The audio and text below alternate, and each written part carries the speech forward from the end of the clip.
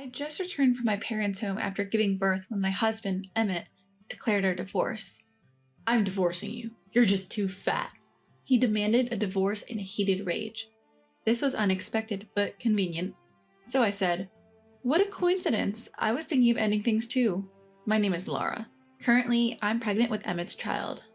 I had intended to continue working until right before giving birth, but my morning sickness got so severe that I couldn't go to work and had no choice but to quit. Stricken by nausea every day, even when Emmett went to work, I couldn't get out of bed. "Hey, I'm heading out." Sorry, have a good day." "What the hell? You can't even see me off? You're using pregnancy as an excuse to be lazy." I could hear Emmett grumbling, but I didn't have the energy to get up. Needless to say, I had no room to prepare dinner after he came back from work. I hadn't even managed to eat anything myself since morning. Seeing me still lying down, Emmett lost his temper when he returned home. "What the hell? You're still in bed? No cleaning done? You haven't even done the laundry? What about my dinner?" "I'm sorry, I feel very sick when I get up." "Seriously? Fine, I'll go eat out." He left without a second thought, not even concerned about me. After that, Emmett often returned home late at night, stopping for drinks after work. When my mother visited from my hometown, I was on the verge of malnutrition, only able to drink water. She rushed me to the hospital where I received IV fluids and began to recover, but ended up being hospitalized. Although my condition improved significantly during hospitalization, it would be meaningless if I returned to that state after being discharged. My mother suggested, "Stay at our home until your morning sickness is over." I was desperate for her offer, but I was worried about what Emmett would say. I nervously asked him, "My mother suggested that I stay at her place for a while after I'm discharged. What do you think?" "Why not? I can take care of myself." Surprisingly, Emmett readily agreed. My morning sickness started to ease with the reassurance of staying at my parents' home. However, during a prenatal checkup, I was told that I was at risk at preterm labor and advised not to move around too much. At the doctor's suggestion, I decided to stay at my parents' home until I gave birth. I was physically secure staying at home, but he seldom came to visit. Apparently, he seemed to be enjoying his bachelor life again, staying out drinking late every night. Even as the due date approached, Emmett's lifestyle did not change. I couldn't take it anymore and I called Emmett. "My due date is next week, so I'd really like it if you'd lay off the drinking for a bit." "Why should I?" he retorted defensively. "It's not like I'm the one giving birth. Why can't I have a drink?" "But you'll be at the hospital when I give birth, right? If you're out drinking, you won't be able to come right away." "Don't worry, I'll make sure to keep the due date clear." "But it's not guaranteed that the baby will be born on the due date. It could be any day now. You hardly ever come to my parents' house anymore." "Your parents' house is just uncomfortable. Anyway, I've already made plans to drink on every day but the due date. If you want me to be there, try to give birth on that day, will ya?" But even though I was being told this, things don't usually work out so conveniently. In the end, labor started 3 days before the due date. On the way to the hospital, I called Emmett. "Emmett, labor started. I'm heading to the hospital now." "What? It's 3 days early. What are you doing?" "What can I do?" "I've just started drinking. I can't leave right away." "What? Are you kidding me?" Despite the fact that I was in labor and on my way to the hospital, he continued to drink. It was incredulous, but another wave of labor pain hit and I couldn't contact Emmett anymore. Once I arrived at the hospital, I immediately started preparations for childbirth. By the time I finished giving birth, Emmett was just starting to prepare to return from his drinking party. He appeared at the hospital late at night, unapologetically stating, "If the baby's born this early, there's no way I can make it in time, right? You could have held on a little longer." I was so exhausted from childbirth that I didn't have the energy to argue back. Emmett took one look at our baby and then quickly left, saying, "I can't stand the sterile air in hospitals," while exuding the scent of a woman's perfume. Seeing him like this, my mother wordly suggested, "Emmett doesn't seem very interested in helping with the baby. Stay here until your body recovers from childbirth." Feeling unsure about taking care of a newborn alone, I decided to take up my mother's offer to stay at her house. Emmett didn't seem to mind, telling me, "Stay at your parents' house as long as you like." By that time, I was already certain of my husband's infidelity. While staying at my parents' house with the help of my mother, I diligently collected evidence of my husband's affair. There was a suspicious woman among his social media followers. I scraped together all her posts with desperate effort. By the time 2 weeks had passed since my discharge, my body felt much better. It was about time to go home. After thanking my mother, I returned home to find the house spotlessly clean. Something's off. It's too clean. Someone must have been here. I stood dumbfounded. Emmett came into the room and said, "Hey you haven't lost any weight. Is there still someone in your belly?" Those were the words he said to his wife, who had just come back after the monumental task of giving birth. I lost it completely at his words. "You're kidding me, right?" You can't seriously expect my belly to slim down right after giving birth. Then he replied, grumbling, Why are you mad? All the women back from maternity leave at my office are slim. You've been lounging around during your whole pregnancy and probably at your parents' house too. Maybe you should try taking care of yourself as a woman? What? How a woman loses weight after giving birth varies from person to person. Right now, my mind is full of concerns for this baby. You're my wife, you know. Such a fatty is not befitting of being my wife. I am your wife, yes, but also this baby's mother. I don't want to hear such things from someone like you who has no sense of being a father. Fine then, if that's how it is, then I'm done. I want a divorce from a fat woman like you. A divorce? Are you serious?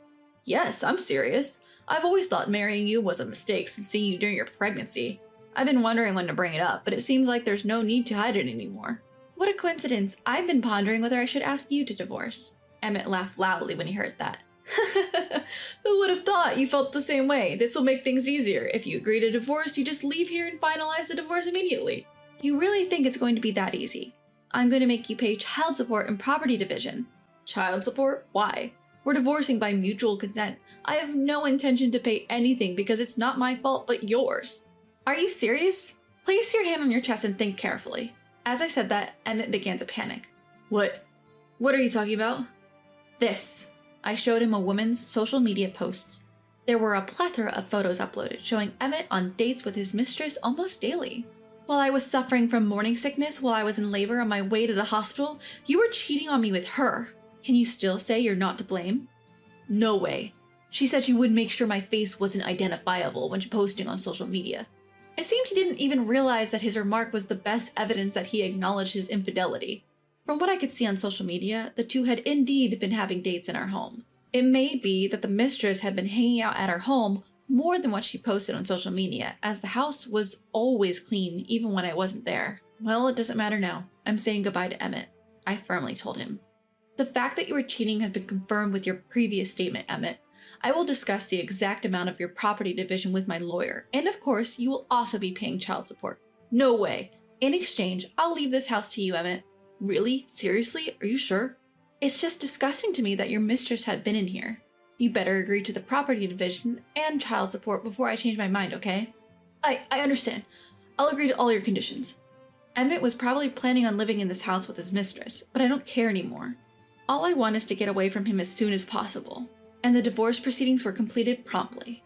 Until my life got back on track, I decided to live at my parents' home with my child. Since I was pregnant, I had a growing distrust for Emmett, and my mother, who had been worried about me, fully cooperated in the divorce after hearing about his infidelity. She found a lawyer on my behalf, unable to move much after childbirth. I'm eternally grateful to my mother. Although she says I can stay at home forever, I can't just keep relying on her indefinitely. I secured a new job and enrolled my child in daycare, starting a life just the two of us. I had a good encounter at my workplace and subsequently progressed well with them. A few years later, I happened to spot Emmett at a shopping mall. Accompanying Emmett was a considerably overweight woman pushing a stroller. To my surprise, I ended up calling out to him. Emmett, is she the woman you were cheating on me with back then?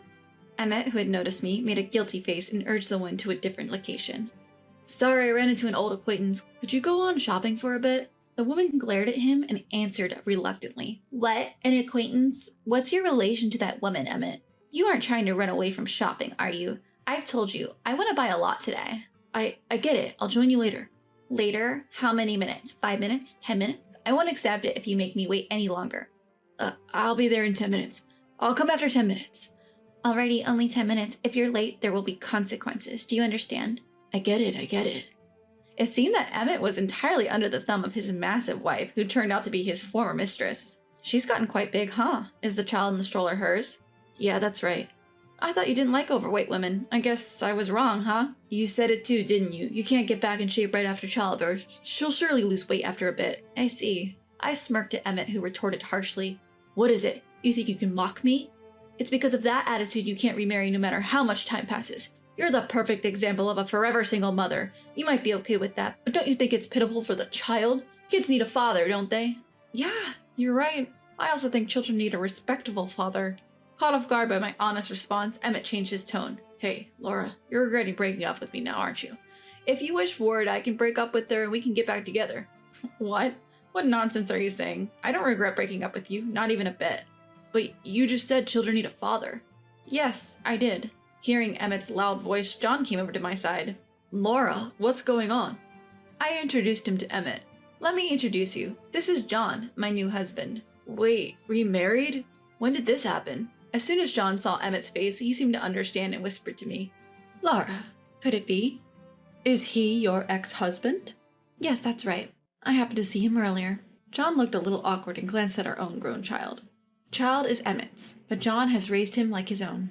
And inside the stroller John was pushing, our own baby was sleeping peacefully. Emmett glanced at the child in the stroller and said, Is that child from your new husband? Yes, that's right. Isn't that baby about the same age as our child? That means you've just had a baby, right? That would be correct. How come you've lost so much weight after giving birth? Well, it's been a year. You're referring to when you called me fat a few weeks after I gave birth, right? But my wife is still gaining weight. Isn't that because of poor diet and lack of exercise? Well, I can understand the desire to binge eat and drink under stress if you have a husband like you. What do you mean by that? I thought men wouldn't understand the hardship of pregnancy and childbirth, but after remarrying John, I realized that's not the case. From the moment he learned of the pregnancy, he was always considerate of me. He took over all the housework when I was suffering from morning sickness, and he always prepared meals that I could eat. I glanced at John and continued. Even during childbirth, he rearranged his work schedule more than a week before the due date so he could go to the hospital as soon as I called him. Of course, he made it for the birth and visited the hospital every day after the birth. Well, when you think about it, that's pretty standard. I let you go back to your parents' house when you said you wanted to, didn't I? That was just because you wanted to be with your mistress, right? Don't conveniently rewrite your memory. I'll never forget how, rather than worrying about my body when I came back after giving birth, you called me fat. But can't you blame me? Normally you'd think the body would bounce back quickly after the baby is out. Well, that's true. In my case, with the second child, I did bounce back quickly. It's probably because John was always considerate of me. I had no postpartum stress, and we did yoga and exercise together after birth. It's a stark contrast to you, who did nothing. Wait, I understand your worth now. Even though we're mistakenly with different partners now, can't we go back to our original relationship? Before I could object, Emmett's wife stormed up from behind, shouting, Emmett, what are you doing? It's been over 10 minutes, and what was that conversation about? Is this woman your ex-wife? Don't tell me you're thinking of leaving us and getting back together with her. You must be joking. It's not like that.